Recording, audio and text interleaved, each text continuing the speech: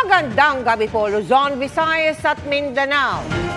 10 milyong pisong pabuya ang ibibigay sa makapagtuturo sa kinaroroonan ni Pastor Apollo Kibuloy na nahaharap sa iba't ibang kaso. Tig 1 milyong piso naman ang patong sa ulo ng 5 pa niyang kapwa akusado.